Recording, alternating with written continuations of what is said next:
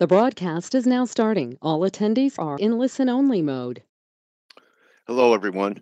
How's everyone doing today in FACE? I'd like to welcome our viewers at investing.com. Welcome to the trading family. So I want to start off with WTI, those that are regulars. So, hi, Forex Gal, how are you? No, I've been negative the market, looking for a break, I think at least to 52-ish. I actually think we could take out the 50 handle to set up a great buying opportunity that'll take the market back to maybe 68. That's a little bit of my Nostra Pinkard act here. But I want to talk about something.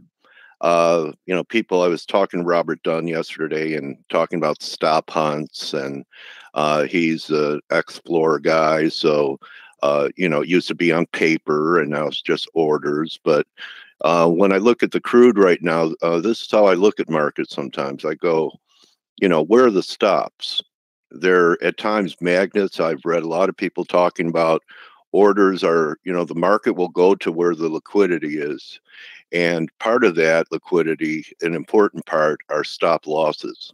So as I look at the crude right now, I'd say that short-term scalpers probably have stops over this high. Swing traders have buy stops, the bears, over this high, and position traders have stopped over this high. So, in fact, they shook out most of the bears on Friday. This was Friday, very ugly day. This was a classic stop hunt. Everyone had, after this break, had their stops over the high. They're gone, and the market ended up going in their direction after they were shaken out of their position, and now most likely without them. So people say, Dale, how do you know where the stops are? Well, you know what? All you have to do is imagine that you're either long or short, and then say, you're long right now. Where would your stops be? Well, I'm a betting man, so I'd say there's some stops here under Friday's low. And there's probably a ton of stops for bulls right here because that'll be taking out the 55 level. So my bet right now is that these stops, these two, are elected before these two. So I'm not saying we can't rally back to 56.30 or so. But the way it looks to me is crude had a very big build. The API, I believe it was the API, came in with a big build. And you know that both the oil market and stock indexes kind of have a similar look, although crude has a little weaker look, but keep this in your mind. And now here are the S&Ps, pretty similar, right? All right. So the S&P, same scenario. There's probably some people shorting the market with buy stops here and definitely buy stops over this big gap that we had Sunday night, Monday. And ton of stops here, and I could go longer term. And here's one thing before the plunge protection team came in, and I'm kidding. I don't know if they exist or not. A lot of people are coming to believe it, but you notice the RSI on this break was a lot of momentum to the downside. So you can bounce from these kind of oversold levels, but confirmed lows normally are an implication that the market's going to revisit that area. So I'm thinking we're going to revisit this area. We'll see. I'm wrong plenty, but just want to, besides, when you're trying to become a trader, you don't only want ideas and execute them. You want to know the whys behind it. And you know what? We do that here at ForexAnalytix because, you go to the dashboard and you have all the explanations of what technical levels are important. I really like Amanda's a great trader. And so you have all the explanations, the technical reasons. You have it in different forms of methodology right here. Elliott, harmonics, basic tech. I don't think there are maybe even any other services that offer. Normally it's, you go to a site, Well, like Grega. Grega's side is Elliott Wave, right? That's it. There's no harmonics. There's no basic technical. There's candlestick, and we're very fortunate to have uh, great people that are well known and have talent to represent. It's not just a method. It's it's a practitioner of the method that counts. You could say you're an Elliott Wave practitioner and, have your alternate counts hitting all the time instead of your preferred count. So I recommend there's a link here in the room for you at least to give us a try with a trial. If you're watching this, risking a buck, you risk, 1,000 times that every time you click the mouse for a position if you're, one lot trader in FX. So well worth it. And I really suggest you go ahead and take a minimum 3-month subscription and immerse yourself in the community after face and during face. There are a lot of people in our chat room that this is not a hobby for. Blake, who's a great trader in his own right, has said that some of his best ideas, I'm quoting him, come from the community. So I'm a big believer in intelligence gathering and the sharing of ideas and a supportive community because it's a tough game. And, you don't have to isolate, you could collaborate. So be a collaborator, not in the way they talk about it in the espionage game, but in the trading business and become part of our family here, our community. I also think, a very important issue is some people really aren't satisfied with their broker. And okay, I'm talking like me. I'm not big on change. You know, you kind of get used to a pair of old shoes or slippers. You don't want to throw them out. But you know what? If the spreads aren't competitive and you're not getting rebates and your fills are off and you think this company's trading against you, then you need to talk to our partners, our sponsors, and either be reimbursed if you're overseas for your subscription. And if you're overseas, you could also take a rebate check. You don't have to subscribe if you're listening to me, but you should really consider having more than one broker, right? More than one broker. In racehorse, in that business, in racing, horse racing, you could have a horse that's running great speeds, but you know what? You really don't know what kind of horse you have until you race it against another. So no law against having more than one broker, and Trent and Justin are brokers of brokers. So they have a wide selection to find the right fit for you. See this? All of these brokers, all the majors, all the regulated by important regulators because the philosophy is not just the return on capital, the return of capital. And now for the fun part. All right, Greg Horvat has landed in the Big Apple. I haven't seen any news flashes about him, what he did last night. But Steve is leaving too. And you could tell how supportive my team is. They're jamming me. They're jamming me on Skype and trying to break my flow. Anyway, if you're in New York, why not go meet these guys? It's not every year that, Steve's going to be flying over here from Greece and Grega from Slovakia and Joe's going to be there. So, we have a big part of the crew participating in this. And then there's going to be a social aspect to it too. You can sign up for free and it's coming up this weekend. So you can register now. We will be, I believe, live streaming their presentation, or else it'll be on YouTube. Not sure about the hours yet, but very proud of the team that's going to be there because all of them, you guys know what I think of Greg. I call him the Wizard of Waves, and Joe really doing an excellent job. He's broken through. He's on all this very important media, like Raoul Paul's media. He's on Bloomberg.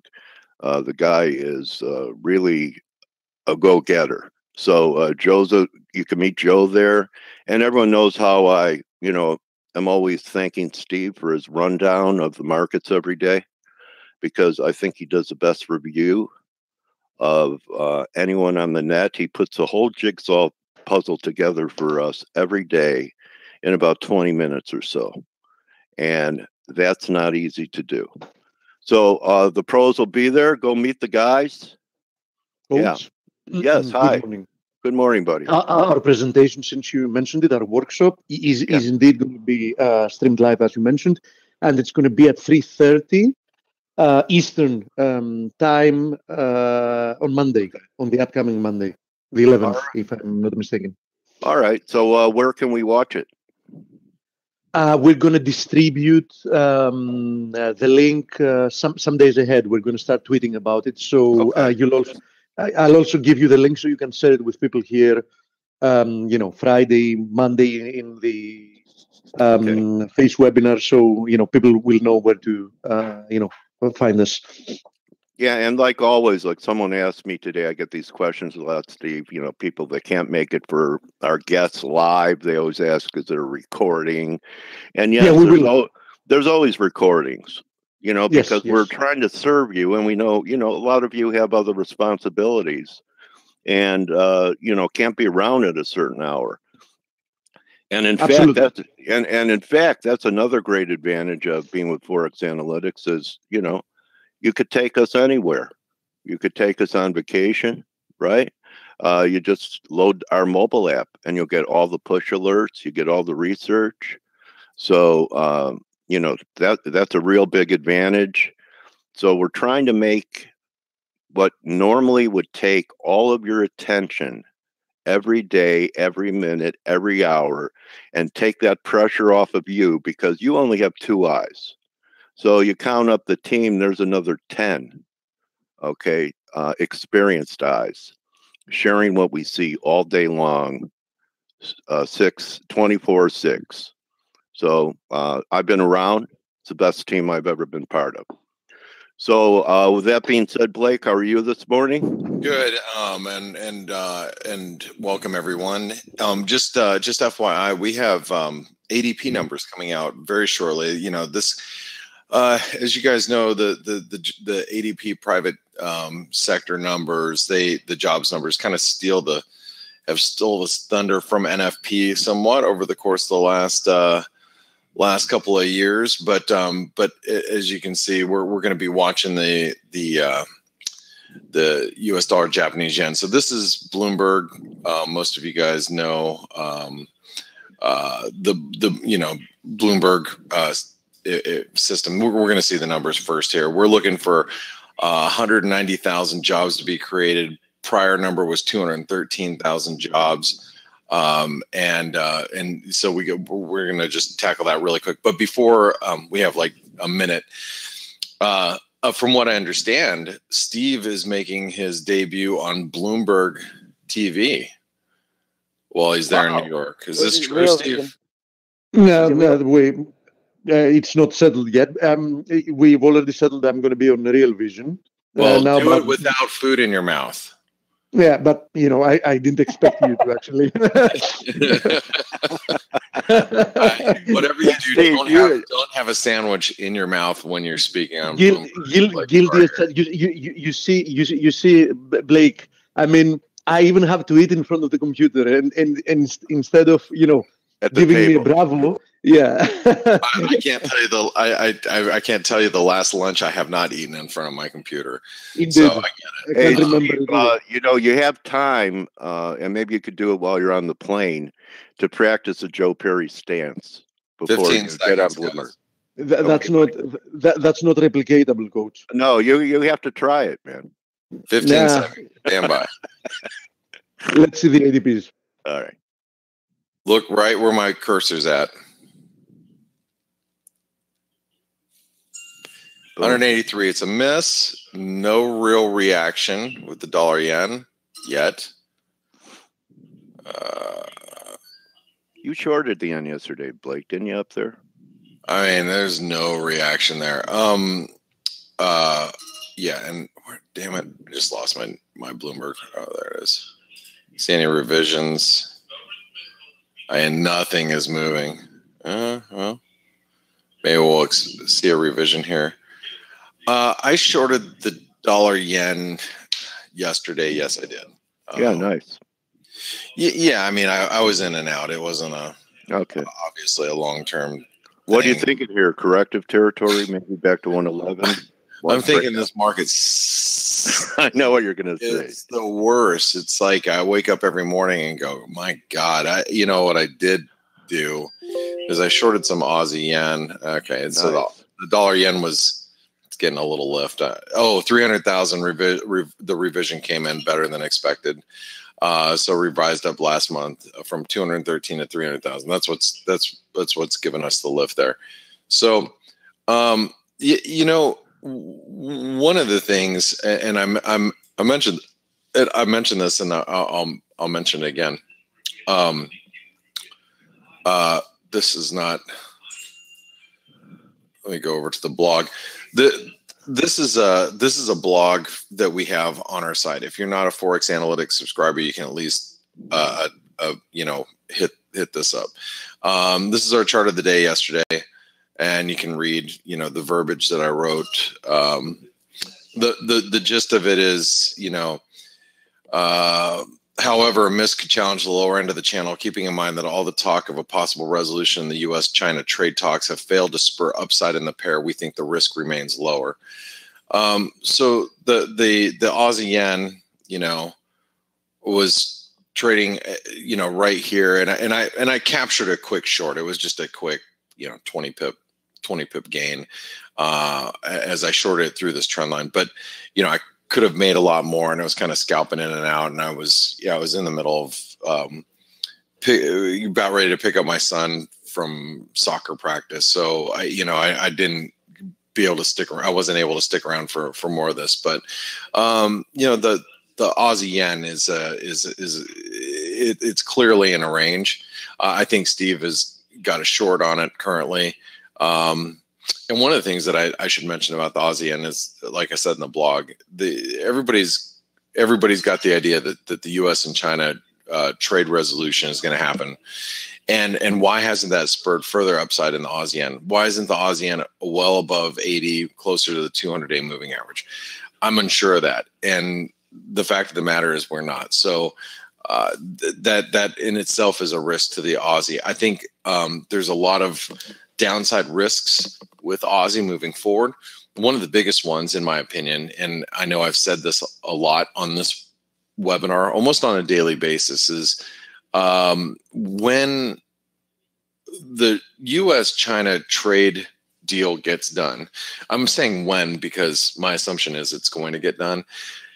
The fact is that the U.S. is going to steal. I say steal is going to take monies, or not take monies. The trade deal is going to be more beneficial for the U.S. more than likely, and then China is going to have to concede and start buying more U.S. goods.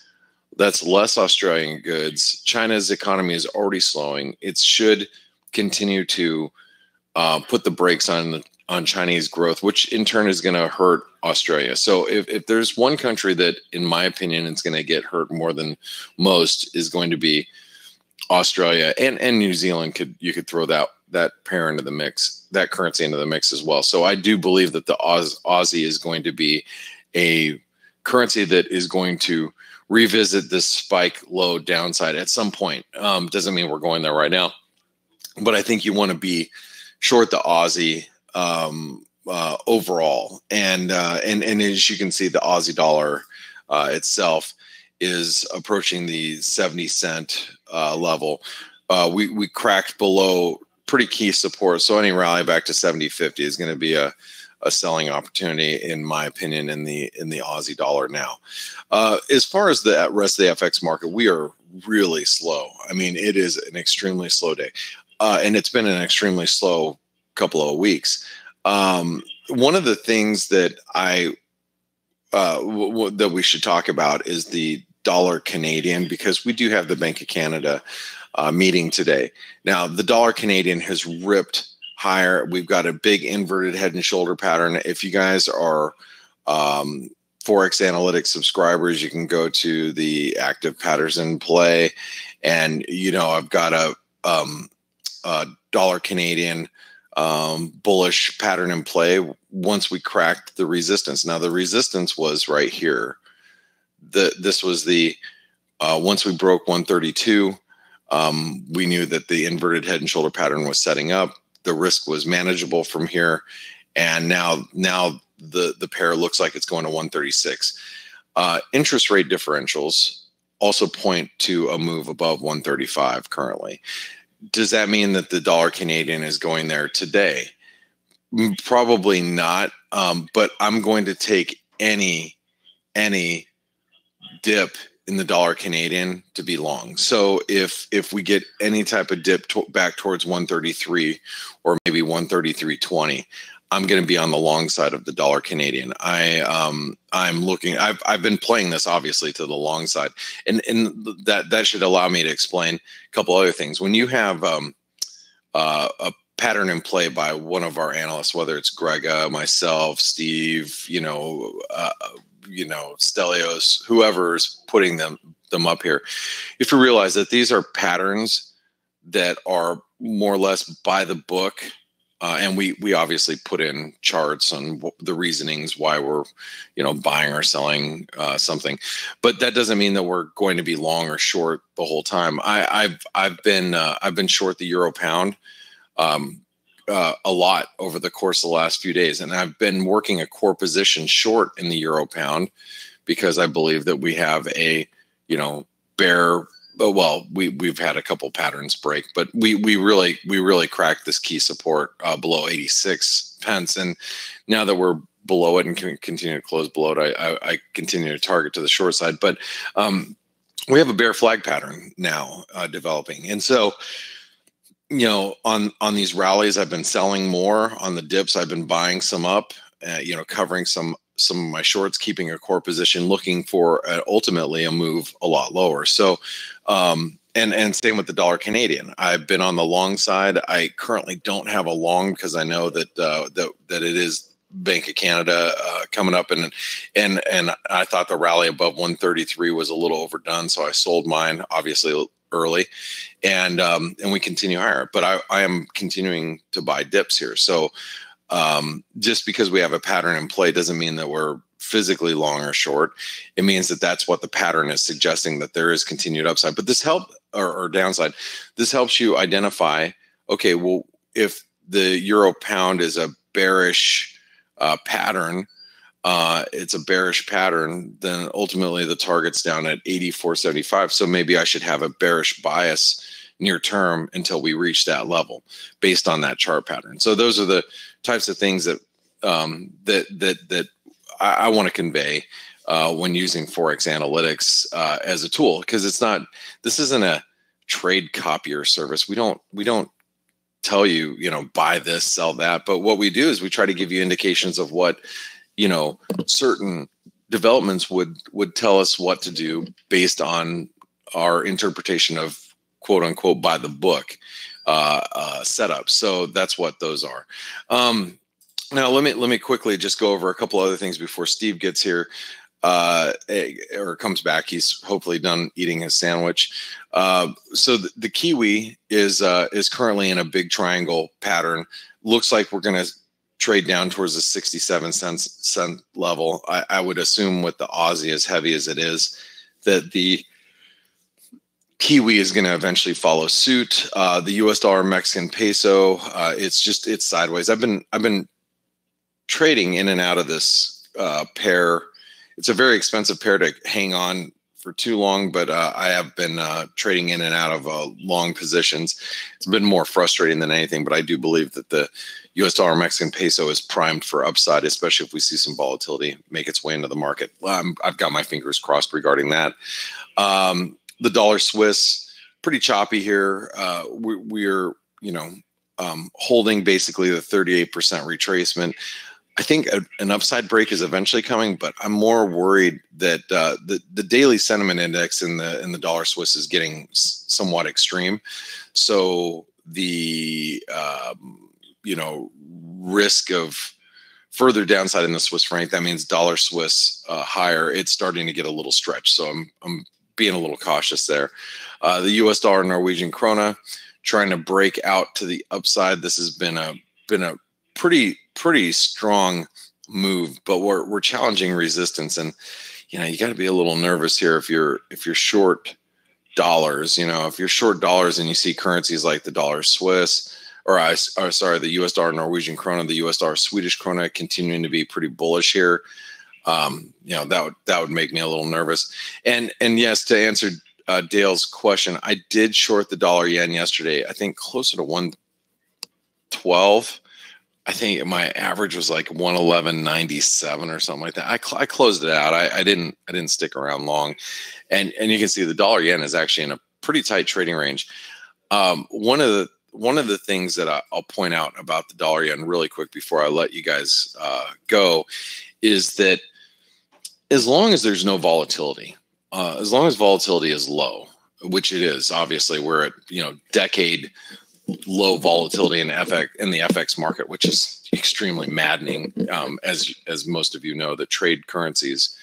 The carry trade is kind of in vogue right now. That means that you're buying higher yielding currencies, selling lower yielding ones. That the dollar yen is a perfect candidate for a positive carry.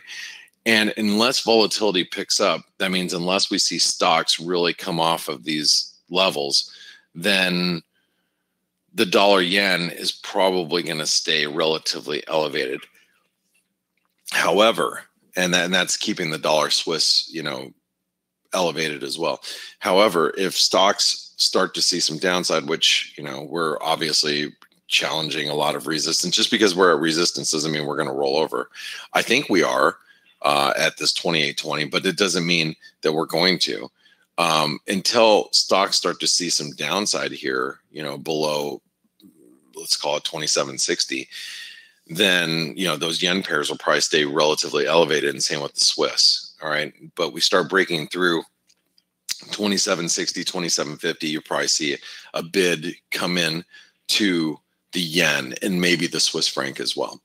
All right, now with that being said, I'm going to pass it over to my colleagues. But as Dale mentioned to you guys, if you're searching for a broker, you haven't found a broker, you really have questions about the broker that you're using, you don't feel that they're valid. I was having a personal discussion with one of our clients about some problems that she is having with her broker. I'm like, you got to talk to Forest Park FX. These guys are there to help you find a broker that will fit your strategy, your style. And also you could end up paying for ForexAnalytix and get it for free because you could join the reimbursement program. And so if you haven't talked to them, there's a Skype and email address. They answer fairly quickly, especially if it's on via an email. But talk to them and just see what they have to say. It doesn't hurt to ask. It never hurts to ask. So, and see what they can do for you based on where you're at and the type of trader you are. So, they are our sponsors for the FACE webinar. So, visit them. It helps us deliver this webinar to you guys every single day. So, with that being said, I'm going to pass it over to Steve, and Grega is in New York. He arrived yesterday. Oh yeah, he did. Yeah. So we got Grega there. When do you leave, Steve? Friday? Friday. Yeah, Friday afternoon my time. Yes. Great. That's awesome. Well, I'm sure everybody in New York is excited to meet you and Grega and see Joe.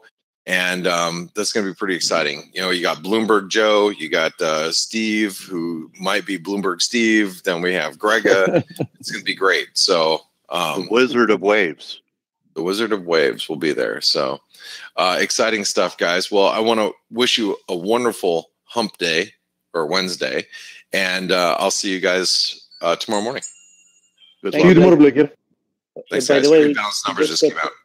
Yes, we just got some Canadian data. Trade balance worse than expected. Trade balance out of the US also worse than expected. So nice. So almost 60 billion. Yeah. Negative. Yeah. In a month. Not bad. And we have a Canadian interest rate decision in 1.5 hours. Before you start, Steve, the trade war is really helping. Ooh, yeah. Yeah. Well, absolutely. I mean, billions are pouring into our country, I heard. So why are they flowing in or out? Maybe that's why we're getting a wall to keep the money in. As I've said, some months ago, it's obvious. I mean, if you judge how the trade war is doing by the numbers, strictly mathematically speaking, it's not looking good. It's not looking good at all, because the US has been running last year record trade deficits, historical record trade deficits, despite the trade war. It doesn't come as a surprise to me. I never expected this kind of policies to actually work. And I think that you're bearish my country's economy, Mr. Volgi. Trump is not stupid, and I'm sure he's that. Yeah, Trump is also saying that. So I'm pretty sure I agree 100% with Blake. I'm pretty sure that we are going to have a trade deal, and as it happened with the US MCA, whatever they call NAFTA now. YMCA. Whatever it is. I'm pretty sure that it's going to be declared like the best deals of all deals, but it's going to lack substance. That's what I think is going to happen and that's why I think that the trade deal is a great opportunity to sell the news. So, Stelio, what else did we have besides the numbers that just hit? Yes, we had two things: Australian GDP, which was expected to go up from 0.3 to 0.5% quarter on quarter. It actually came in at 0.2%, so that was quite a big miss. And that was, I think the main reason why the Aussie has been suffering this morning. And we had a couple of comments from the ongoing saga for the Brexit circus. So we had the spokesman from the EU Commission saying that the talks continue. They take place in a constructive atmosphere, but they've been difficult. Discussions have been difficult, and no solution has been identified at this point. So this is not really, very positive. Well, not positive at all. And also the DUPs. Remember the DUPs in government with the Conservative Party in UK. Sammy Wilson from the DUP said that, and I quote, "No deal would be better than this deal." So they're not really on Prime Minister May's side on the deal, that's for sure. Yep. And we have to remind everybody that next week is the big vote. So we have the meaningful vote on May's new deal, whatever that is, on the 12th. And then we have two more, if that fails, or when that fails, we have two more votes. Firstly, for Parliament to approve a no-deal Brexit. And then if that fails as well, then there's a vote to extend Article 50. So that's... I'm pretty sure, Stelio, that we're going to get to that. Yeah. Well, you've been saying it all along, and at the moment, it doesn't look like we're getting anywhere. So it is a good probability of it happening.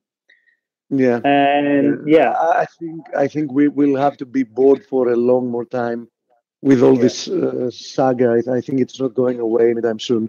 I hope at least we can get rid of the China-US trade deal saga quite soon, so we can move on, to the next subject. Yeah, actually, European sanctions. Yeah, the never-ending story, Steve. Yeah. Actually, one other thing I wanted to mention, we talked about Australia just a second ago.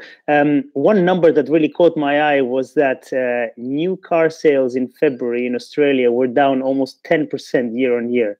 And, car sales is usually quite a good leading indicator. Yeah, absolutely. So that's a leading indicator. Yeah.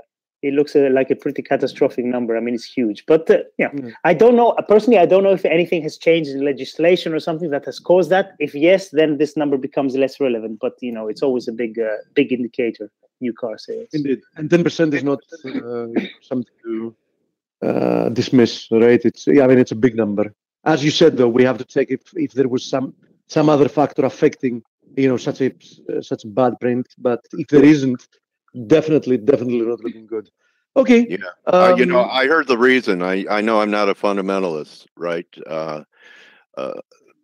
Stel, but I heard the reason for that auto sales drop is that a lot of Aussies are getting into kangaroo pouches and having a kangaroo transport them around town. Very good gas mileage. At the very least, it sounds 100% ecological, right? Very green transportation. Yeah, extremely green. All right. That's the end of my comedy activity. So, and now, guys, I want everyone to pay attention and watch how Steve Logie will put together the whole jigsaw puzzle in 25 minutes. So you could come in here with a clean slate every day and go, God, I don't know what to do. And I'll bet you something. After you hear Steve, you're going to have a few ideas and areas to be considering. And Steve doesn't stop here. He's in members chat all the time, sharing ideas that happen after face out. Not during the past couple of weeks, I have to admit, because okay, it's been extremely hectic, getting everything ready. But yeah, once I'm back, I'm definitely. But when you see something important that you're doing, you always jump in there and share it. Yeah, as I said, the last 2 weeks have been hectic, but in general, yeah, it's a very nice place to be. I mean, the community we have in chatroom, and you can have from discussions outside the markets because people are really good and friendly to discuss in detail everything from a macro perspective to down to the technicals. And very, very capable traders in there, and really love to exchange opinions with them.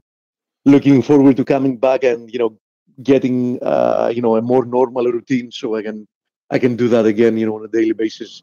As Stelios mentioned before, Coach, overnight actually the only real mover has been the Aussie and of course all the Aussie pairs. Why I consider it important, if we start by looking at the Aussie against the USD, first of all, I was monitoring at this symmetrical triangle, and with the move that we got overnight, it's quite clear that we're breaking down from there. We're currently testing a horizontal support area. If that gives as well, I think this opens the door for quite a lot more downside, and this makes me feel good for holding on to my Aussie yen position, because if I move this a little bit, you can see it more clearly. The reasons I was short were that, first of all, we had broken down from this symmetrical triangle, and despite the several attempts to break back above this trend line, we failed in every single occasion. And the price action was also quite corrective. The RSI profile was also showing that since we were unable to penetrate through the 60 area, that this was likely a correction. So I do think that it looks good for more downside, since we seem to be getting unstuck once again from this, let's call it a ceiling that we had on that trend line. So, I'm still holding my short position, but I now more or less demand to see some continuation. I'm not going to like it if, given now the excuse of the data, we don't manage to produce some follow through. So I will even consider taking little profits, or go out at break even, or take a minimum loss if I don't see this actually producing some follow through. But so far it looks good, and I believe that this week we might have quite a nice continuation to the downside. My first target is this area down there at 77.60, and if we make it below there, I do think that we're going to make it to retesting this 76 horizontal area. Now, at the same time, this move also created some downside pressure in the Aussie Kiwi. I remind you that I've said plenty of times that this horizontal support area in the 61.8 have acted as support, but the fact that we haven't been able to rebound strongly from there tells me that we should sooner rather than later probably break lower. It looks like it might happen any moment now, in which case I will be looking for a retest of this spike lows at 102. So Aussie Kiwi might also be about to start its next leg lower. At the same time, that put a decent bid on Euro Aussie, which I have to admit that despite that hasn't been doing much, because if you zoom out, you can see that the price action has been mostly choppy. And for example, we were trading at the exact same levels, yeah, a year ago, and we've been lower, we've been higher, we've been lower, we've been higher, but we're again where we were exactly a year ago. And that shows you how choppy the price action has been, but how much unable the pair has been to actually get an actual trend. So I think that if you're trading it, you should definitely have shorter term horizons. Anyhow, the good thing about those pairs, Euro Aussie, Euro Kiwi, Pound Aussie, Pound Kiwi, Euro CAD, Pound CAD, is that they have the ability of, sometimes when they get unstuck, of moving several hundred pips, sometimes even over a day or a couple of days. So you might not get like a clear cut trend. We might not have one recently, but that doesn't prevent them from producing some nice shorter moves. Okay. Now, speaking of Euro Kiwi making another attempt to break above this descending channel. So I do think that Euro Kiwi should tell us rather soon what his intentions are. So we get rejected from there. I expect to see continuation lower, but we finally break above that.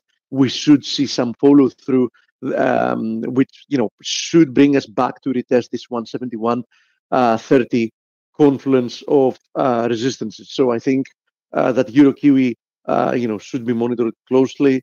From a technical perspective, it should be doing something worth mentioning rather soon. Now, we haven't had a look at it recently, but last time we did, I said that I favor a jump higher in EuroCAD, because these move lower, that then we had a decrease of volatility as we were hugging these broken triangles trend line resistance.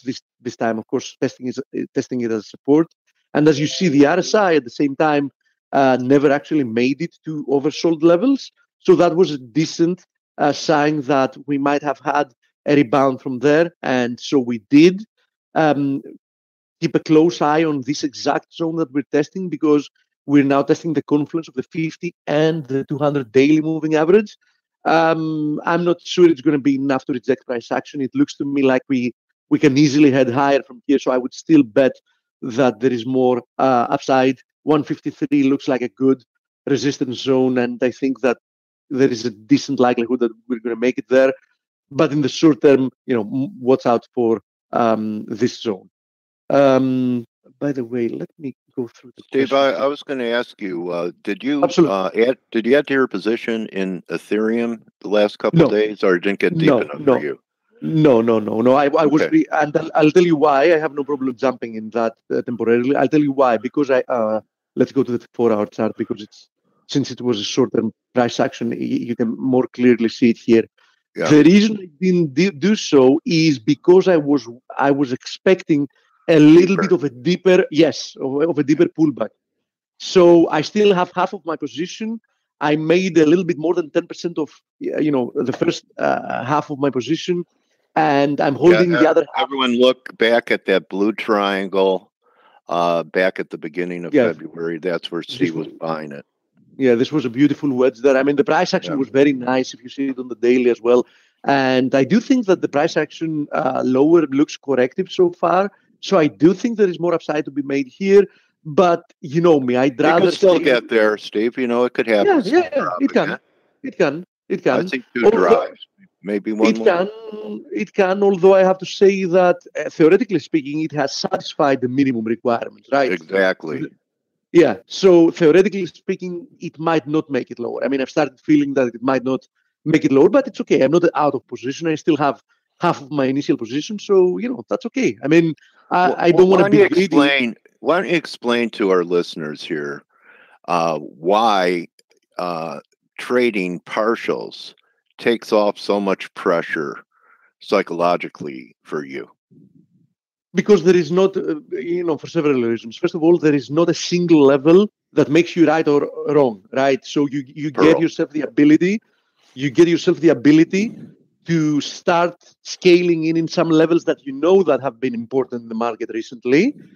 Of course, you can't have the conviction that the market is going to hit all of them. So many times you find yourself, not in a full position. But on the other hand, you never got full exposure in a level that might not have proved be enough for the market, and then sweating for being, out of the money on a full position, and the market is, running against you, right? Of course, those are general guidelines. I even break my guidelines, several times. I've done it.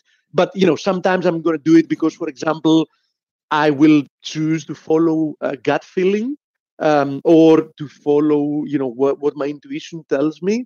Usually to hedge psychologically for that, what I'm going to do is that I'm going to allocate some recent gain, as, not booked in my mind, to, in essence, make the exposure I'm letting myself have on a trade that, has a decent chance of running against me, like the trade I have short in the S&P. You know what I mean? Yeah. How about the fact that you took half off for a nice profit, and even though you don't have a full position on, it's still win-win because you're there. If you're still there, not as heavily, but you're still there if it continues to the upside. And if it pulls back, that's okay too, because that gives you an opportunity, and you're recommitting with actually profits from the half that you took. And, that makes it kind of like a lot less pressure packed, because you don't care what the market does. If you don't care, okay, if it keeps going, I'm there. If it pulls back, it's giving me more evidence that I can add back the half I took off. The most important thing is that when you don't have a psychological pressure, you tend to make better decisions. And you know what else, Steve? It's better for your health. Oh, absolutely. Okay, because one of the reasons. Yeah, that's one of the reasons I rejected. That's one of the reasons I rejected quite early in my trading life the short-term trading as a path for me. You know what I mean?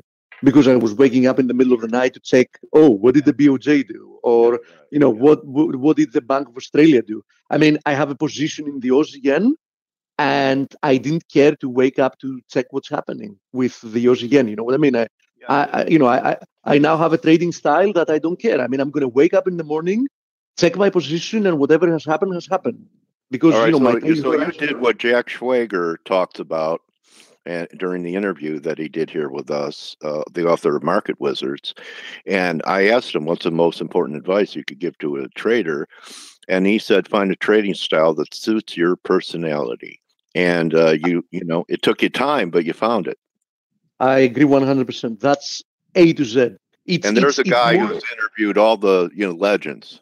And that's it's more or less as they tell you, like, find something you want to do that you like doing, and then it's not like you're working every day.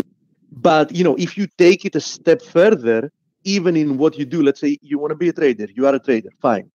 But isn't it also important to find the trading style that makes you feel good about the line of business you decided to do?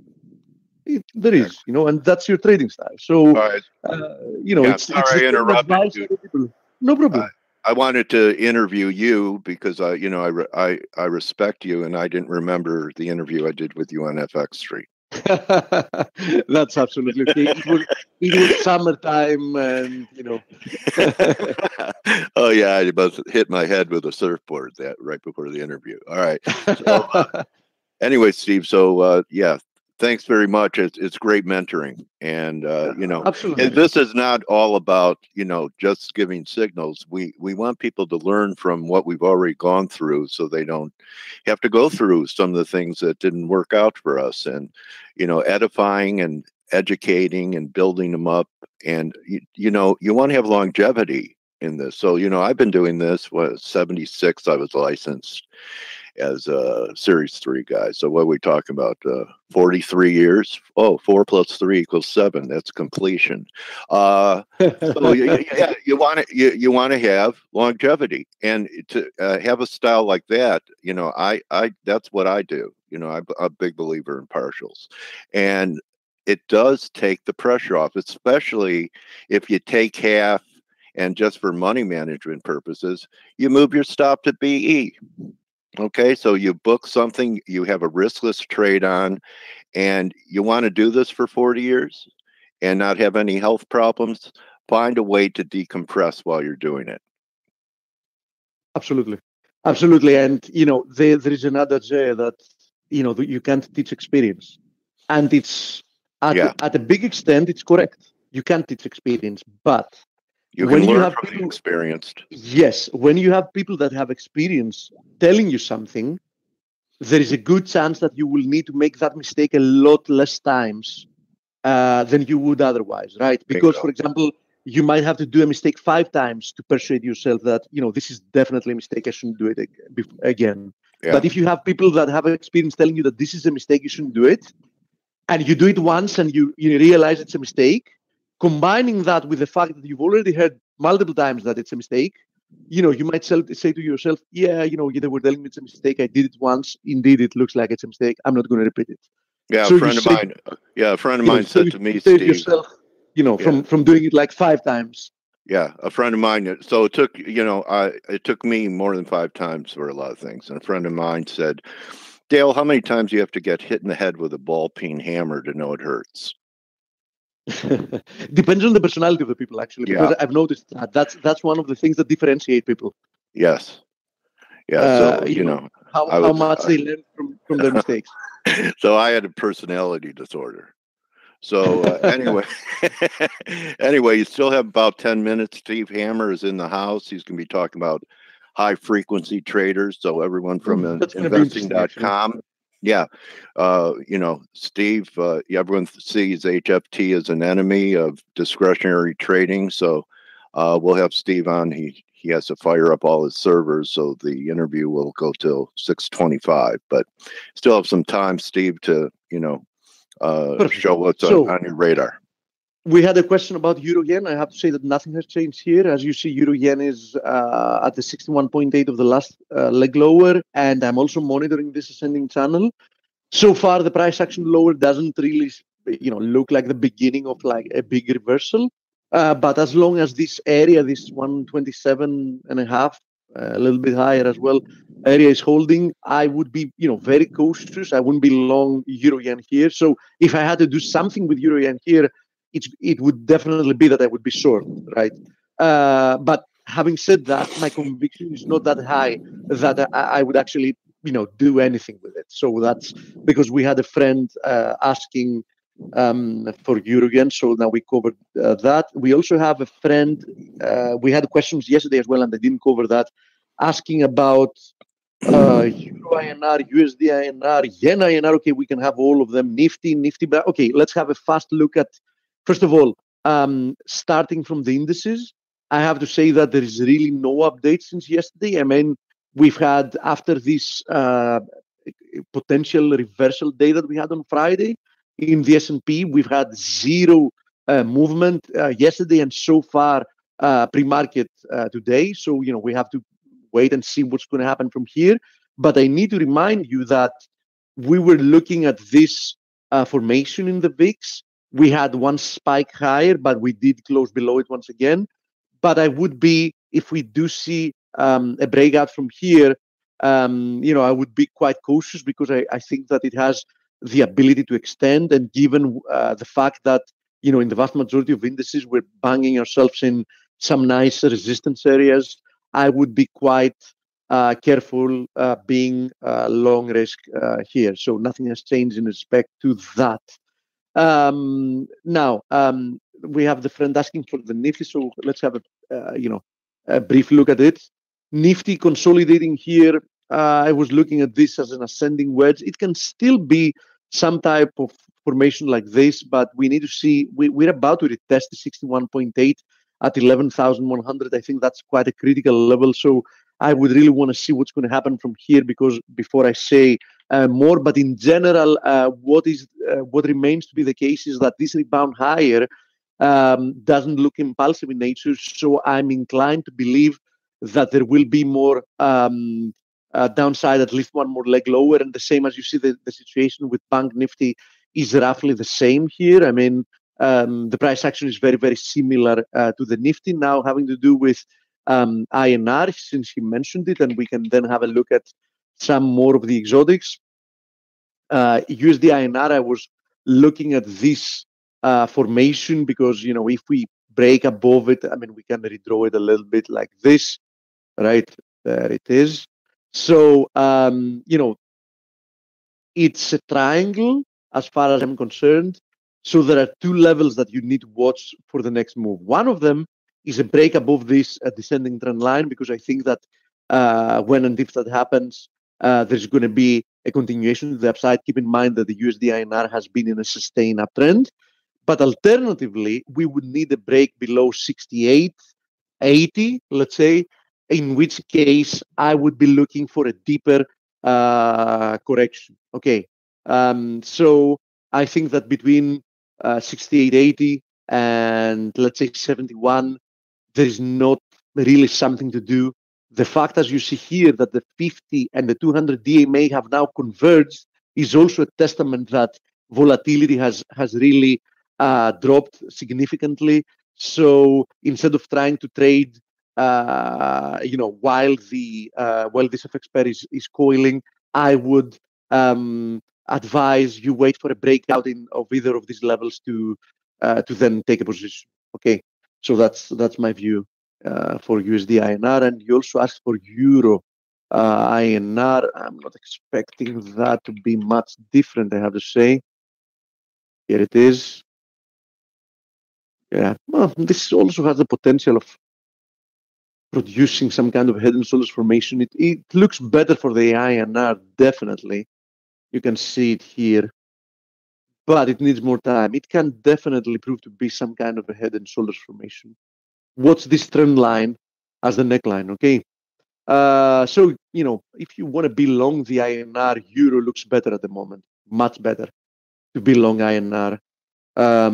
Because, there is a decent formation here that can play out. So, let's see, you asked about something else. INR against yen. That I'm pretty sure I haven't checked it at all, but Be back in a minute, Steve. yeah, Dale. Triangle, very likely. In between, nothing much to do. Okay. So you have, like against the US dollar, you have, two trend lines to monitor here. I think in between, not much to do. Okay. Blake coming to New York City, not certain yet if that's going to be the case, because he has some bureaucratic stuff with his house to take care of contract. Billion here and billion there. Pretty soon it adds up. Absolutely. Great new deal. Yeah, those were comments for before. Just to screw with Stephen Gregor, we will have a time change this weekend. That's true, Ziggy. What do you think that will happen with Bitcoin? You mean in the long run? In the long run, I'm not really very optimistic about the existing cryptocurrencies. I don't think that the technology is going to go away, but I seriously doubt that the vast majority of the existing cryptocurrencies are going to survive through time. But in the short term, I think that they look like they can appreciate further after this sell-off. So, it depends on what kind of time horizon you're looking at. Just another symbol to Steve Volge. Right, man? I mean, really, it's a chart pattern with a symbol on it, and you're not putting it in your wallet. You're trading. No, absolutely not. Absolutely you have a wallet, a crypto wallet? No. Made of leather. But I now have two different methods of trading cryptocurrencies. One of them is that my broker actually has already brought us CFDs. Yeah. The main ones: Bitcoin, Ethereum, and I think Litecoin. Yeah. And the second one is that I don't know if you know Revolut. It's like a online bank in the UK. I have Revolut, so they give you the ability to actually um, you know Own them in your switch account? part of your wallet, let's call it, of your account, to cryptocurrencies on the fly from the application. So if I really wanted to have exposure in cryptocurrencies like I recently did in Ethereum, I now have two methods of doing so without creating any account, anywhere else and giving my Okay. One personal with information. leverage, the bank is not leveraged, right? No, the bank is not leveraged. Absolutely. Okay. No. Do you know if No. they take people from America? Because most FX brokers don't anymore. Oh, they do. They do. Of course, it's a financial institution. You can register remotely. It's very easy, actually. Maybe you could send me the link on that, bro. Absolutely. Just go to your smartphone and type Revolut, and you can download the application. You can do everything through the app. I do have a smartphone now. Plus, it has. I suggest that very strongly to anybody. I'm not working for them, so I'm advertising them for free. Actually, they have the other advantage that they don't charge you spreads for doing transaction in other currencies at all. Wow. I mean, yeah.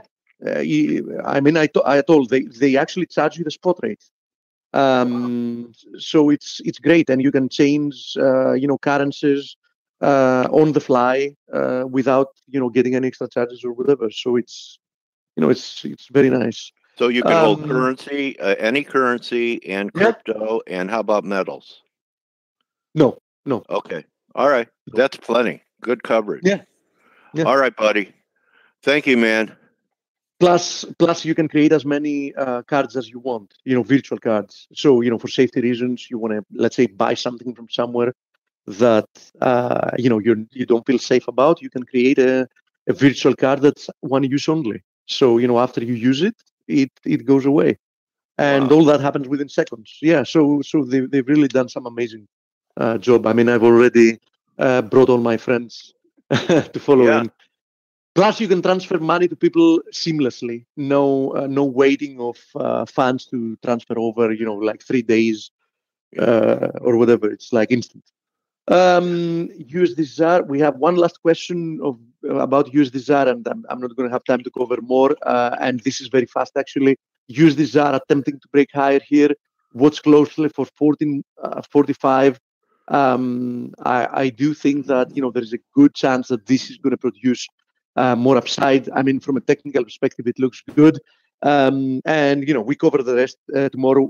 We have questions again about crude metals, but if you watch yesterday's recording, not much has changed since yesterday. That's why I didn't go over them again, because there's nothing from a technical perspective that has changed since yesterday. I mean, the major levels that we were monitoring in metals and crude, they're still holding. So we need to be a little bit more patient.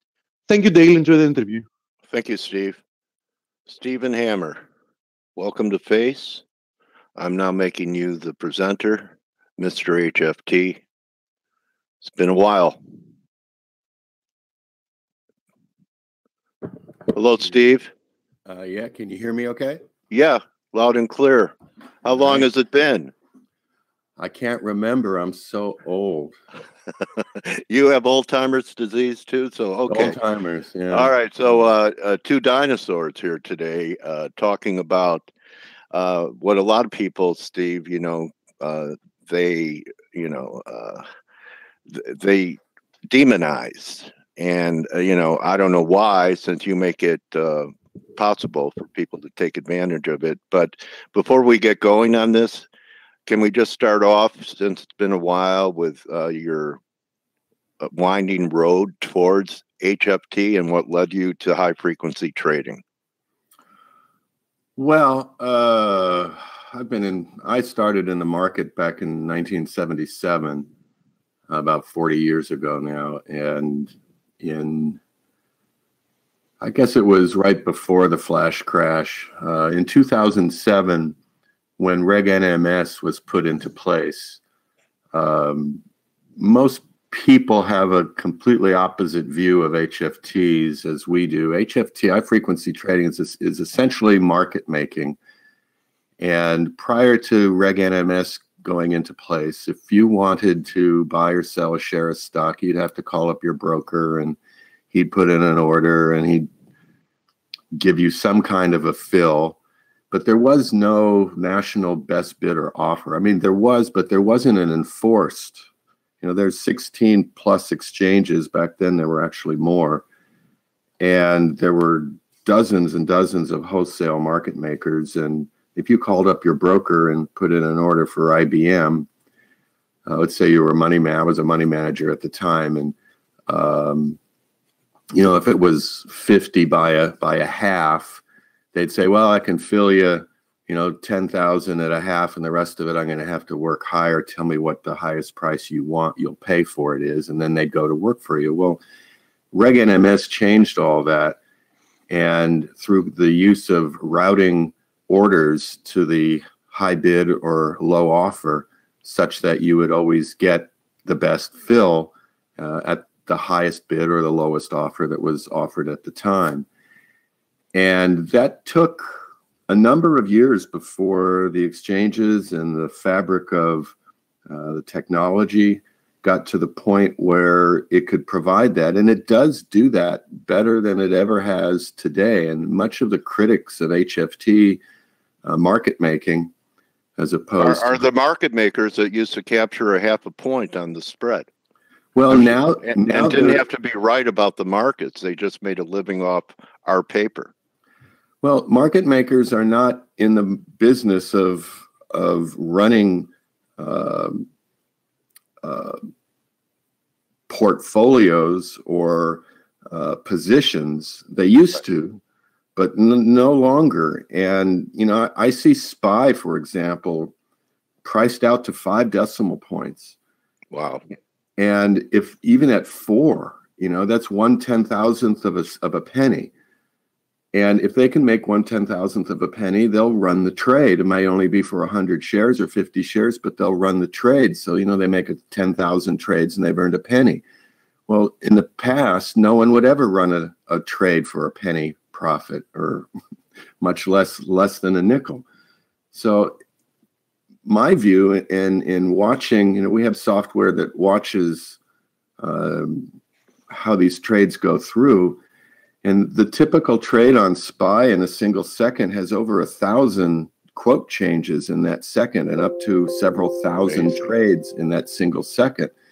Well, the amount of liquidity that has been brought into the market now compared to the previous levels for the typical market participant, and I underscore the typical market participant, certainly any of our users of our software, if they want to buy or sell SPY or any commonly traded stock, all they have to do is push a button and they're filled almost instantly. And compared to the way we used to be filled, the fills today are amazingly good. You can buy or sell a few thousand shares of Google, to push of a button, which is a fairly high dollar amount. And back in the day, if you called up a market maker or a wholesaler, your chances, it's going to take you a couple of minutes at least, maybe 20 minutes, maybe even an hour to run that trade. And the spread between the prices that you would get would be very large compared to what people get today. People are spoiled. They think they can get any amount of liquidity at any price at any time. It never has been that way, but it's gotten closer to that. Yeah, Steve, let me ask you, was part of that regulation that you quoted at the beginning of the interview when we moved from fractions to decimalization?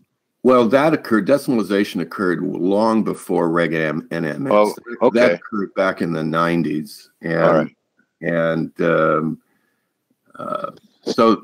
so when people say HFT, in my mind, it's market makers. And where there used to be dozens of firms and thousands of people employed in that industry, there's now a handful of companies with big computers doing it. And the notion that they are manipulating price is just so untrue in my mind. What manipulates price are people and their own, where they put their stops and where they put their limits. And spoofing? No, that's something totally different. There's very little of that going on compared to the way it used to be. Spoofing is It's just, I mean, it happens, but you're talking pennies. It's affecting price by pennies. Right. And it just doesn't present, in my mind, any real harm to anyone. I mean, you know, if you're buying a share of SPY and you get 2 or 3 cent different change, I mean, if you looked at 1 second tick bars for SPY, for example, you're going to see a 2 to 4 cent spread between the high and the low per second. And most people, when they look at their quote screens, you know, in Thinkorswim or TradeStation or any of these other common platforms, they're not going to see any price change during that second of time. And they're not going to see the thousands of quote changes that have occurred in that single second of time. And they're certainly not going to see the hundreds of trades that occur in that single second of time. They're lucky if they see 10% of what goes on.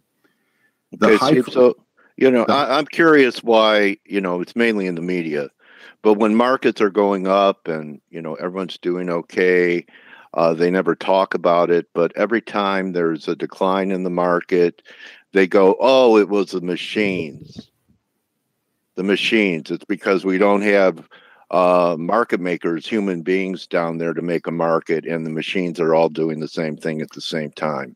Hey, what's your response to that? Well, they're using it as a scapegoat, obviously, and their ignorance is resulting in those opinions. I do remember Steve doesn't pull punches, guys. Back in the day, when the markets were very active on the downside or on the upside, you couldn't get your broker on the phone. And the amount of price change that would occur on big days is nothing. I mean, today is nothing compared to the way it used to be. Okay. People would just not get their broker on the phone, or you'd be sitting on hold for 5 minutes. And then they'd tell you, well, it's a fast market. Give me the range you want. And most people on a fast market day or a day where there was exogenous events affecting price, they simply walked away from the market because they knew they're not going to be able to do anything. And the day of the stock crash in 1987, for example. Yeah, remember. I mean, once we were down over 100 points, I remember that day I put in I went in that market to buy some put options. And I did that, I guess it was around 2 hours after the open. And then about an hour before and I never got a fill. And then about an hour before the close, I put in a market order to sell them. It took 2 weeks for me to get my fill. 2 weeks. Wow. I went out and bought a Porsche. I don't even remember anything that dramatic. And that was because I was working for a wirehouse firm at the time. And, you know, they had a direct wire to the floor. If you worked for a retail or had a retail account, you just couldn't get your broker. We turned away clients all day long when they called us up. We'd like to do something. I said, hey, you know, you need to wait for it till tomorrow. You're not gonna know what you're gonna get. You're gonna put in a market order. You're gonna get whatever it is. You won't know what the price is, and you're not gonna know what the price is for a few days. Why would you do that? So, you know, most of my clients on that day, they did nothing. Or if they did something, they put in market orders to buy something. So, you know, these computer programs are, I think the market is more, at least for the style of trading that I teach to our users using our software, the market is more reliable for trading ranges, which is what we do, than ever before. I don't know if my screen is being shown here. Yeah, but, it is. It was, Steve. Okay, so here, this is what I teach our people. Most people fail at trading for 3 reasons. Number one is they have nebulous goals. They get into a trade and they don't know what their real goal is. They say, well, we'll see how much money I can make. Number 2 is they don't have a repeatable and measurable method of analysis and decision making. And number 3, they really have very poor execution strategies or no execution strategies at all. And so what we do with our SPY 75 program is we will teach people how to use our software because it's so different, and our entire process is so different. I was listening to your presenters before and looking at their charts with their lines and things in all directions. Well, our stuff is a lot simpler than that. We have very defined setups that we look for, and with what I've learned after 9 years of teaching people how to use our software is how to teach them to use it. So we teach them to trade intraday ranges using only 2 rules. Price follows the slope of the delineator, and we trade when cycle momentum is high and avoid when it is low. And cycle momentum is a function of the delineator. It's not a function of price. And we look for essentially these 5 very specific setups. And we started this in 2016. Prior to that, we used to use our 5-minute models, but there weren't enough trades over the course of a week. So I How created. many do you get now? We'll get 4 or 5 setups, these Okay. pure setups, and we have these aggressive setups where if one of the conditions isn't present. So for example, for 2016, we made 50, and our goal is to make 75 SPY points in a year. The market's never gone up 75 SPY points in a year. And we can achieve that over a 50-week year by simply targeting 1.5 SPY points per week. So in 2016, we made 55. 2017, we made 57. 2018, last year, we made 81. We actually made over 100. But we stopped as soon as we got to 75. We're already at 47 for the year. And here are all of our trades. Last week, we exited our swing trade for 30 points. Nice. And what I teach people are these divergent range setups. Here we have so we use the delineator to tell us what direction to trade, and we use the accumulators to identify divergent ranges. So when we see price rising and the accumulator falling, that creates a divergent range. And we have these methodologies that tell us how to determine what the tradable low and tradable highs are. But the basis of these accumulator trades is that price will trade back out the range when the divergence was present. And we only trade those in the direction that the delineator tells us to trade. We don't trade long and short in the same day. We only trade in one direction at a time. And we don't care what happens tomorrow because we're only focused on today for these intraday range trades. So last week, for example, we had on the 25th, we had a divergent range short, which was aggressive, that made its target. We had another one that we avoided. We had another one that same day, which we took. The next day we had no setup, so we did nothing. Here's we had a divergent long trade, which made its trade, and here's another one of these divergent trades. We exited our secondary, which is our main trend delineator. The delineator is a derivation of the McClellan oscillator that I've been using for a long time, but quite differently than how McClellan uses it. Quite differently indeed. You tweaked it. We just take it from a different perspective. You know, everybody. It's the market is many things to many people. I can show the same chart to 10 people. 10 people could have 10 different interpretations, and they can all make money. And just as one of your prior presenters stated very correctly, that what works for you and what is comfortable for you is what is important. Right. That's what Jack Schwager said. Well, it's true. And you'll get interviewed by him. And we have over 100 people in our chat rooms. We have 7 or 8 different chat rooms, each with different topics. And some people, like, for example, for me, I hate going short growth stocks. So if I see a short setup on a growth company, I just will wait for it to drop and look to go long rather than look to go short. And we've got a lot of people that are exactly the opposite. They hate long setups.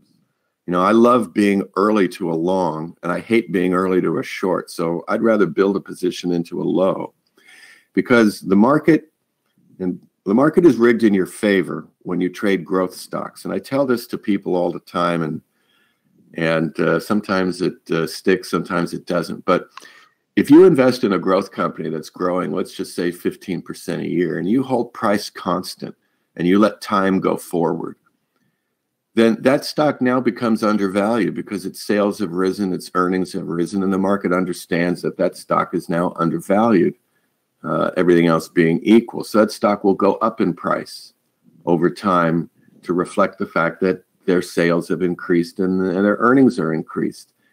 And this is why it's a lot better to trade growth stocks from the long side and from the short side. How much time did it take you to come up with your delineator and in its current form? And what was the investment on your part? I know that, we have to wrap this in a few minutes because you have to start up your servers.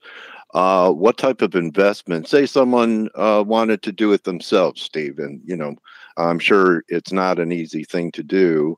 How long was the process to get to where you are now? And what's the cost of, running HFT and developing your own software to share it with people?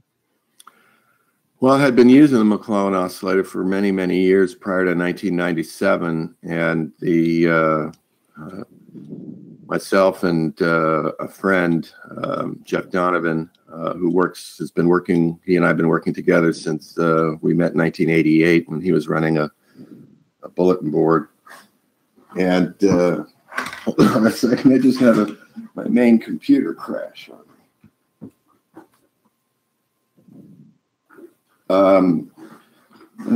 I don't believe in back testing because curve fitting, you can't curve fit the past and expect to be able to predict the future. But what we did in 1997 was we took 5 basic mechanical trading systems at the time, a number of them, and we took 2 years worth of SPY data and we ran it. And if you on average, these mechanical trading systems were about 2% profitable, and you had to take every single trade with exactly the same position size to make that 2%. So then we took those exact same results, and we only took the results that were confirmed, the trades that were confirmed by the direction of the delineator at the time of those trades, and the gains went from 2% to 80%. And so the conclusion was, and it's obvious if you think about it, that what matters is direction. And if you're trading in the correct direction, you've got a better chance of making money than if you're trading in the opposite, in the wrong direction. So what determines right from wrong? Well, the slope of the delineator. And that was 1997. I've been using it consistently since 1997. I've never had 20 years. I've never had a down year. Okay. Last year, for example, we made 88 SPY points. Mm-hmm. We made 40 points alone in the month of December. With the delineator turned down in September of 2018, and the accumulators were showing aggressive selling into the highs in September and early October, and for over a month. Yeah. Takes time to turn a battleship around. Well, if you get a short signal, you want the market to go up first so that you can sell it. If you get a long signal, you want the market to go down first so that you can buy it cheaper. And so okay, go ahead, Steve. I'm sorry. That's what we teach our people to do. And, we don't use moving averages. We don't use channels. We don't use anything that was on any of those charts of your prior presenters. Many ways to skin a cat, my friend. Exactly. So what is the best way besides your Twitter handle? What would be the best way for people to get a hold of you and talk to you and maybe correspond with you, Steve? Well, send us an email. We changed last year. We used to just sign up anybody who wanted to use the software, and I found that it's so different, and the skills that you need to use it, which we teach our users, are there's only 4 or 5 of these skills. So we found that it was better to put people through training rather than letting people learn by losing. You don't need to lose money to learn a lesson. And so we have a 3-week trading course that we put people through. And the first 2 weeks it's only our fundamentals. You know, we don't, Head and Shoulders is a shampoo. It's not a geometric pattern that we look for. We look for different kinds of patterns, but not geometric ones. No market dandruff for your students? No. Okay, that's good to know. So Steve, yeah, a very interesting conversation today. I want to wrap it with one question. I know you have to go, but one of our participants in our webinar, any view on dark pools, and do they come into consideration for you? Well, we watch here's the SPY accumulator, for example. Can you see, is this being shown? Okay, it is. All right, you're moving it around. Here's the SPY accumulator, and it's right now set to the liquidity. There's 3 kinds of transactional accumulators. And so we watch the liquidity, and we can break out the algo trades, or we can break out the dark pool, and together they're here. So if we compare the overall liquidity accumulator to algo only and dark pool, we can see that yesterday, basically most of the volume was run by machines. And by machines, we're talking about transactions that are entered using a computer. Right. And most high-frequency trades from high-frequency trading systems, not market-making systems, but trading systems, they'll trade SPY for 3 to 5 pennies per trade. Well, and most of those trades last less than a second because, as I said earlier, if you looked at a 1-second tick bar for SPY, you're going to see a 2 to 4 cent spread between the high and the low on every single second. And the trade resolution, the time resolution of these retail trading system platforms like Thinkorswim and et cetera, they just can't show you that resolution. So if you had a high frequency trading system that traded for 3 pennies and did it in less than a second, well, if you traded 100 times in a day for 3 cents net, that's $3. Well, if you traded for $3 a day, could make $3 a day on SPY and go home flat, you're not going to care about what SPY does in the next 5 minutes, the next 5 days, or the next 5 weeks. One last question, Steve. Conspiracy people I have in here. Is there a plunge protection team? No, actually, they bowl.